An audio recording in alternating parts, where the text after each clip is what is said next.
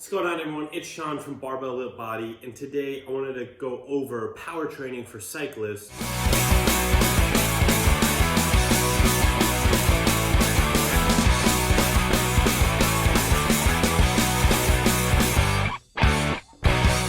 So if you haven't watched my first annual periodization video to create an annual plan for a cyclist, that's on my YouTube previously. So this is a continuation of that because there's a few questions that I feel like people are confused about. First of all, power development for cycling. Okay, so you work through your phases, your anatomical adaptation, your basic strength, max strength, strength power conversion. This is where it gets confusing for cyclists. First of all, the goal for strength training with cyclists is twofold. First of all, I would say you want to maximize strength increases. That's overall focus. Second, you do this through a semi-higher volume, which seems in the literature to show an increase, just like almost like a hypertrophy training, increase in cross-sectional area of the muscle, which seems to be correlated well with the performance increase. This only leads people worry about muscle gain. You're talking 1% of body mass really in the studies. It's minimal.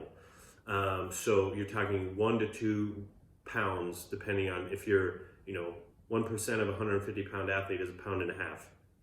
But if you get a 7% boost in performance, it's most likely going to cover over that. So either way, the goal is strength first. Now, power development, I would think, is best developed on the bike through a wide range of cadences, oftentimes through sprints, 10 seconds long, even shorter, 5 seconds up to 30 seconds. Usually, obviously, sprints are like 110 to 120 cadence at the finish of a race. So you want to stay in that range, at least for that fully explosive, trying to maximize that power development. And then obviously people are pedaling and do drills at a wide range. So I'm not so concerned about the velocity profile of a cyclist. I'm more concerned with getting their strength up as high as possible so they can then convert that strength into on-the-bike power. So, right, there's two components of power is force times velocity. Getting the velocity through cadence, I want the force development through the strength training. Now, one of the other things, like I said, with regards to volume, and this is where I think with cyclists, usually in season, maybe only doing 1 session a week, but even in their build-up, maybe 3 sessions for a short time in the off season, but for the most part, I would say you're going to be doing 2 sessions a week. You keep the volume high in the sense of doing assistance exercises or working in the 8 to 12 rep range. This is also going to help, I think, too. This is one of the other keys, I think, for what helps with cycling is converting those type 2X fibers, transitioning them into a type 2A. And I think that is another big aspect, but to do that, you need a slightly higher volume of resistance training. So, to keep in mind, so for power development, during that strength power phase, you're most likely still going to be just focusing on max strength. Your on the bike is what's probably going to be looking different for that power development.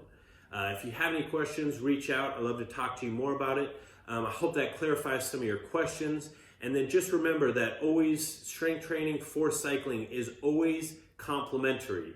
So to get better at the bike, I think this is the best example. If you're strength training and riding a bike, if you pull out the strength training, your bike training is probably not going to suffer that much, if at all.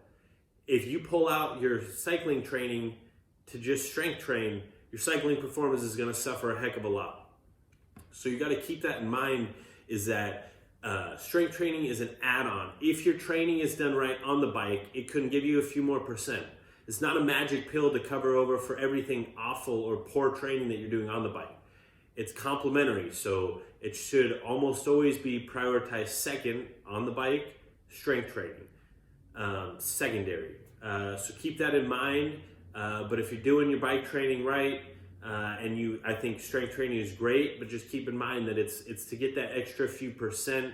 It's not gonna just blow the doors off. And if your aerobic training on the bike is crappy, it's not gonna cover over a multitude of sins, I guess, in that sense.